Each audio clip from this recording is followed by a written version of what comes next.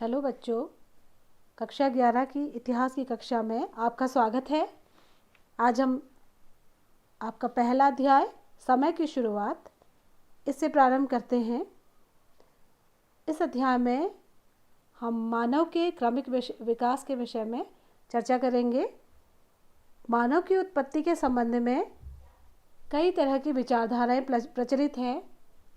अलग अलग तरह के ग्रंथ अलग अलग तरह की व्याख्या करते हैं, लेकिन पृथ्वी की उत्पत्ति आज से लगभग 460 करोड़ वर्ष पहले मानी जाती है और पृथ्वी पर जीवन का विकास उसके काफ़ी समय बाद हुआ, जो कि आज से लगभग 350 करोड़ वर्ष पूर्व माना जाता है।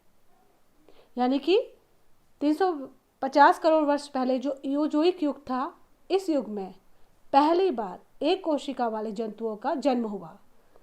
और ये एक कोशिका वाले जो जंतु थे वो साधारण एक कोशिका वाला स्पंजी और बिना हड्डी वाला समुद्री जीव था।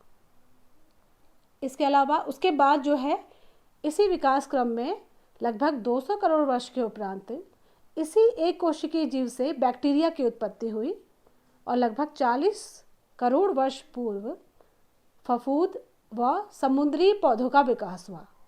चूँकि उससे पहले तक धार्मिक आधार पर जीवों की उत्पत्ति की या मानव की उत्पत्ति की विभिन्न कहानियाँ प्रचलित थी, इसी क्रम में सबसे पहला जो क्रांतिकारी विचार आया वो 24 नवंबर 1859 को डार्विन, एक जो जीव विज्ञानी थे, उनकी एक पुस्तक जो उन्होंने लिखी, ओरिजिन ऑफ स्पीशीज़, ये एक महत्वपूर्ण जो है बिंदु साबित हुई मानव के उत्पत्ति के संबंध में।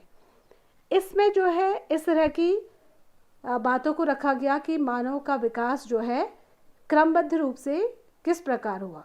तो इसी क्रम में उन्होंने जो थ्योरी दी वो डार्विनवाद के नाम से बाद में प्रचलित हुई।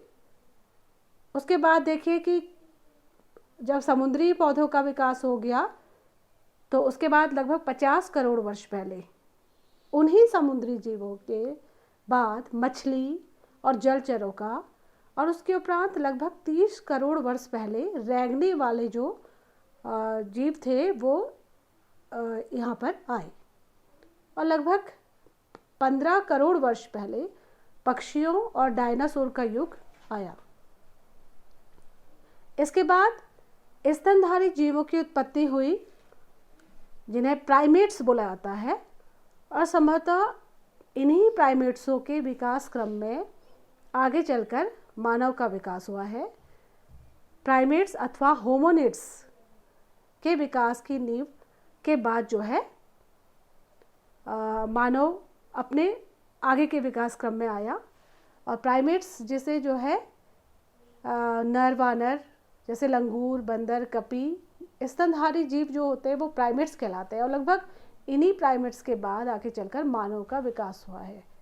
तो लगभग 4 करोड़ वर्ष पहले पूंछ वाले बंदर का विकास हुआ, और उसके बाद 2.5 करोड़ वर्ष पहले नर वानर आए, और उनका पहला वंशज ड्रायोपीथेकस नामक नर वानर था, जिसकी एक शाखा गोरिल्ला, चिंपैंजी, ओरंगटन जैसे नर वानरों का विकास हुआ, और दूसरी शाखा से होमो यानी कि मानव प्रजाति का विकास हुआ। और मानव प्रजाति के विकास में रामापिथेकस नामक नर वानर की मुख्य भूमिका मानी जाती है, और इसके बाद बहुत आगे तक फिर विकास क्रम चला है। लेकिन जो हम ये सब कह रहे हैं कि इतने सारे जीव आए और इन्हीं तरह के नाम हम ले रहे हैं मानव के विकास क्रम में, तो इनको हम कैसे पता लगाते हैं कि इतने वर्ष पहले इस तरह के मानव इस पृथ्वी पर होंगे। तो इसके लिए जो है जो पूरा मानव है या पूरा पाषाण मानव है, उनके इतिहास को जानने के जो स्रोत हैं उन पर हम कुछ चर्चा करेंगे। इसमें सबसे प्रमुख जो स्रोत है वह है जीवाश्म, फॉसिल्स। जीवाश्म कहते किसे हैं? देखिए, जीवाश्म किसी बहुत पुराने पेड़ पौधे, मनुष्य जो मृत हो जाते हैं, जो ज़मीन के नीचे दब जाते हैं, बहुत साल तक दबे रहने के पश्चात वही जीव जो है या वही जो अंश हैं वो कठोर चट्टान के रूप में, कठोर पत्थर के रूप में परिवर्तित हो जाते हैं और वर्षों तक सुरक्षित रह जाते हैं। तो इनको हम जीवाश्म कहते हैं और इन्हीं जीवाश्मों के अध्ययन से हम मानव के प्राचीनता का पता लगाते हैं कि मानव कितने वर्ष प्राचीन रहा होगा। और इनका अध्ययन करना बहुत अधिक मुश्किल होता है। ये जीवाश्मों का कुछ 2 चित्र आपके सामने दिखाए गए हैं। ये जीवाश्मों के चित्र हैं जो कि किसी समय कोई जीव रहे होंगे और बाद में ये परिवर्तित होकर कठोर चट्टान के रूप में परिवर्तित हो गए हैं और इनका बड़ी सावधानी से अध्ययन करा जाता है। इसी के उपरांत अगर हम दूसरा स्रोत कहें तो वह है गुफा शैल चित्र, रॉक पेंटिंग्स। तो आदि मानव का जब जब विकास हुआ, हम अगले वाले खंड में पढ़ेंगे कि किस तरह से मानव का विकास हुआ और किस तरह से विकास क्रम के परिणाम स्वरूप वो संस्कृति की तरफ भी आया। तो उसने गुफाओं में चित्र बनाने भी शुरू कर दिए। तो यह चित्र हमें विश्व के कई स्थानों पर मिले हैं, जैसे स्पेन में अल्टामीरा एक गुफा है, वहाँ पर मिले हैं और भारत में भी अवशेष मिले हैं। और इसमें प्रमुखतः भीमबेटका जो मध्य प्रदेश में है, भीमबेटका के शैल चित्र मुख्य रूप से इस कड़ी में आते हैं। देखिए ये भीमबेटका के शैल चित्र हैं। इसी के अलावा उत्तराखंड में भी हमको प्राचीन शैल चित्रों के अवशेष मिले हैं। अल्मोड़ा शहर से ही नज़दीक पेटशाल नामक एक स्थान है, वहाँ पर लखू उडियार नामक एक स्थान है, वहाँ पर जो है प्राचीन मानव के शैल चित्र आपको दिखाई देते हैं। वर्तमान में ये बहुत ज़्यादा धूमिल हो गए हैं, लेकिन फिर भी ये एक अवशेष के रूप में हैं प्राचीन मानव के। अगला जो हमारा स्रोत है जिनके आधार पर हम प्राचीन मानव के कालक्रम का निर्धारण करते हैं वो है उनके औजार। प्रारंभिक मानवों के औजार पत्थरों से बनाए जाते थे, पत्थरों के बनाए होते थे और इन औजारों को जैसे चित्र में दिखाया गया है, चूँकि वो शिकारी थे प्रारंभ में और जानवरों का कच्चा मांस खाकर अपना जीवन व्यतीत करते थे, तो उन जानवरों का शिकार वो इन पत्थरों के माध्यम से करते थे। अगले वाले चरण में हम पढ़ेंगे कि किस तरह से इन पत्थरों के औजारों में भी परिवर्तन आया है मानव के विकास के साथ साथ। तो ये जो पूरा पाषाणकालीन औजार हमें मिले हैं जीवाश्मों के रूप में या अवशेषों के रूप में, तो ये भी एक महत्वपूर्ण कड़ी है पूरा पाषाणकालीन या प्राचीन मानव के विकास क्रम को जानने की।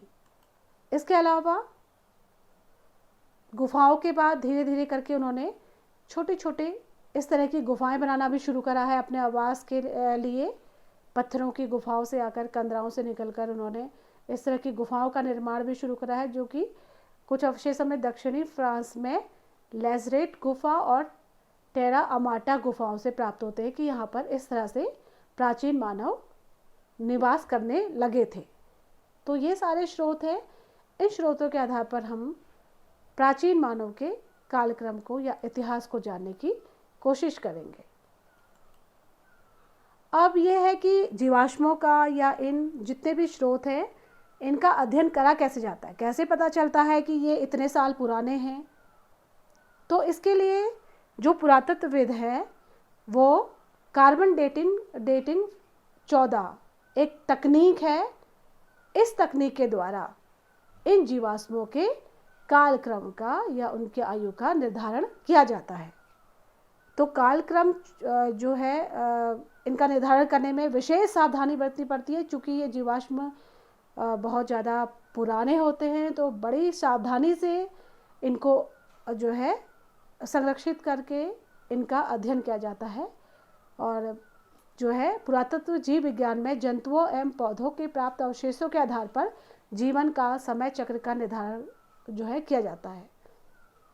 चूँकि ये कहा जाता है कि कार्बन जो है समय के साथ साथ कार्बन का क्षय होता रहता है, तो अर्ध आयु के आधार पर जो है इस तरह से कुछ वैज्ञानिक कहेंगे, हम उन्हें पुरातत्वविद कहेंगे, वो कार्बन डेटिंग का के आधार पर उस जीवाश्म की आयु का पता लगाते हैं कि ये कितना साल पुराना है। तो कार्बन डेटिंग विधि जब से आई तब से हमें इतिहास के कालक्रम के निर्धारण में बहुत अधिक सहायता मिली है। और कार्बन विधि से जो माध्यम से तिथि निर्धारण होने पर इतिहास और वैज्ञानिक तथ्यों की जानकारी होने में सहायता मिलती है। लेकिन कुछ कारणों से ये विवादों में भी रही है कि वैज्ञानिकों के अनुसार रेडियो कार्बन का जितनी तेजी से क्षय होता है उससे 27 से 28% ज़्यादा इसका निर्माण भी होता है, तो इससे संतुलन की अवस्था प्राप्त होना ज़रा मुश्किल हो जाता है। तो ऐसा माना जाता है कि प्राणियों की मृत्यु के बाद भी वे कार्बन का अवशोषण करते हैं और अस्थिर रेडियोधर्मी तत्व का धीरे धीरे क्षय होता है। पुरातात्विक नमूने में उपस्थित कार्बन 14 के आधार पर उसकी डेट की गणना की जाती है, लेकिन कई सारी दिक्कतें होने के बावजूद भी हम कार्बन डेटिंग प्रणाली को आज तक इन जीवाश्मों के कालक्रम का निर्धारण में महत्वपूर्ण विधि मानते हैं।